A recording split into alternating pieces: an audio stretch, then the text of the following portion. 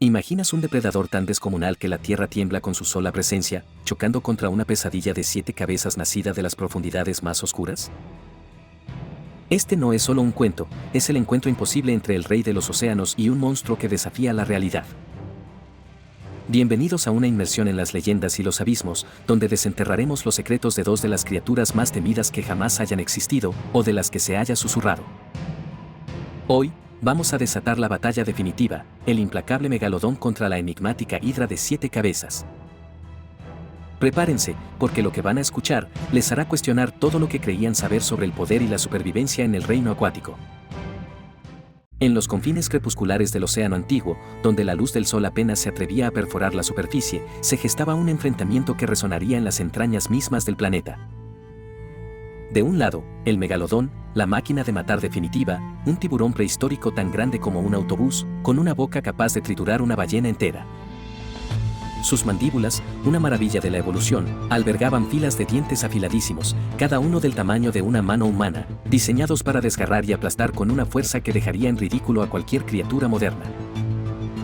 Era el Otodus megalodon, un verdadero leviatán de la era cenozoica, que podía superar los 18 metros de largo, y su reinado en los mares fue absoluto por milenios.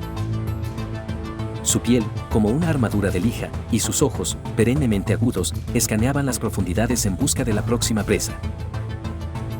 Era el soberano indiscutible, y su sola sombra era suficiente para sumir cardúmenes enteros en un pánico ciego.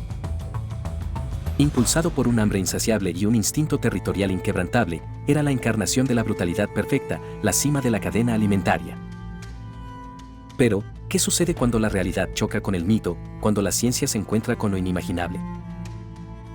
Porque del otro lado, emergiendo de las fosas abisales y las ruinas sumergidas, donde la oscuridad es eterna y los secretos, milenarios, acechaba la hidra de 7 cabezas.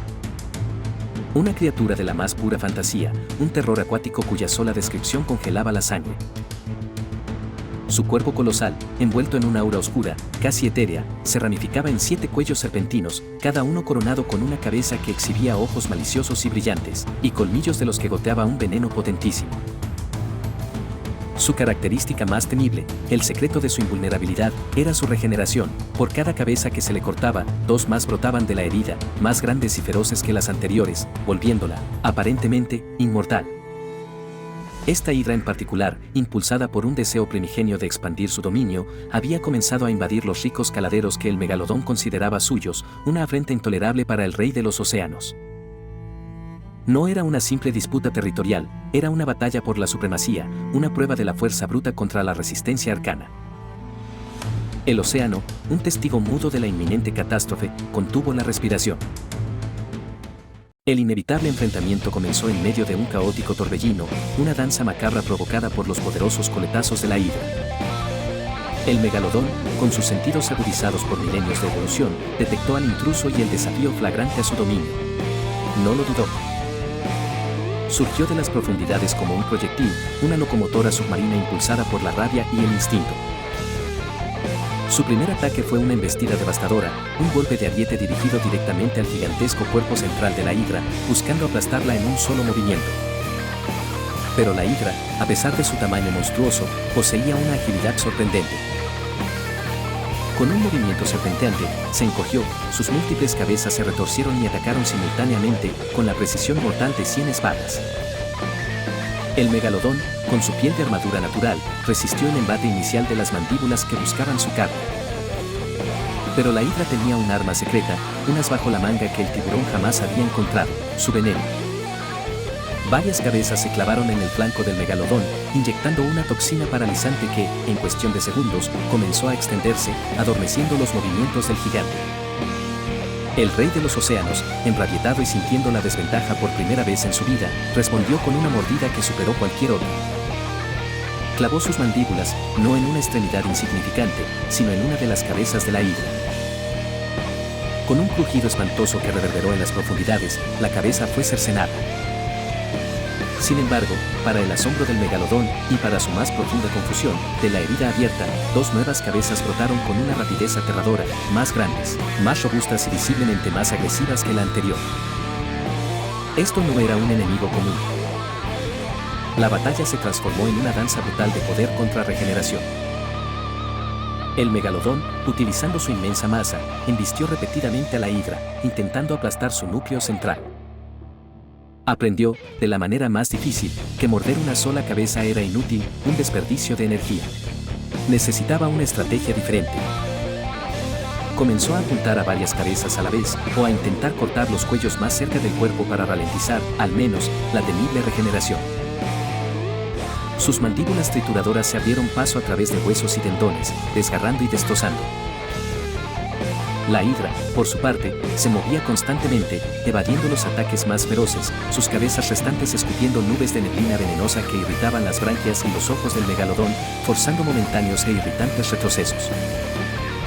El campo de batalla submarino se convirtió en un infierno, una marea de sangre, escamas y veneno. Pasaron horas que parecieron eternidades. El megalodón, aunque envenenado y cubierto de cicatrices, poseía una voluntad indomable, una terquedad primigenia que le negaba la derrota. Y tenía una ventaja, la fuerza bruta. Poco a poco, la hidra, por primera vez, mostró signos de agotamiento. Su regeneración, aunque poderosa y asombrosa, no era instantánea ni infinita. Cada nueva cabeza, cada explosión de vitalidad, agotaba sus reservas de energía. El megalodón, con una inteligencia depredadora, notó la debilidad, el titubeo en los movimientos de su oponente. Fue entonces cuando el megalodón ideó una nueva y desesperada táctica. En lugar de simplemente cercenar, se aferraría a una cabeza con sus mandíbulas y luego, con la fuerza de un huracán submarino, comenzaría a sacudirla y arrastrarla violentamente. No era solo morder, era arrancar y desgarrar con todo su inmenso cuerpo, intentando evitar una regeneración limpia, una reconexión de la energía vital de la hidra. Cada uno de estos ataques drenaba a la hidra, que se debilitaba progresivamente. En una última y desesperada embestida, el megalodón fijó su objetivo en el cuello central y más grueso de la hidra, lo que parecía ser la fuente misma de su vitalidad, el nexo de su poder. Con un rugido furioso que vibró a través de las profundidades marinas, el antiguo tiburón cargó, sus mandíbulas abiertas al máximo. Se abalanzó, no solo mordiendo, sino sacudiendo y desgarrando con una fuerza que pulverizó huesos y destrozó tendones. Este ataque sostenido, devastador, apuntando al epicentro de su poder regenerativo, fue demasiado. Uno a uno, las cabezas restantes se marchitaron, sus luces malévolas se apagaron.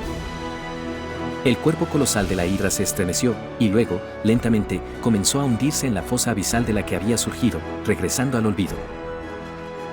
Victorioso, pero gravemente herido, el megalodón flotó en medio de los restos de su enemigo. El veneno aún corría por sus venas, pero su dominio primario había sido reafirmado. El océano había sido testigo de una batalla imposible entre dos fuerzas colosales, una de la ciencia, otra del mito, y el rey prehistórico había triunfado, sellando su leyenda en los rincones más profundos y oscuros del mar.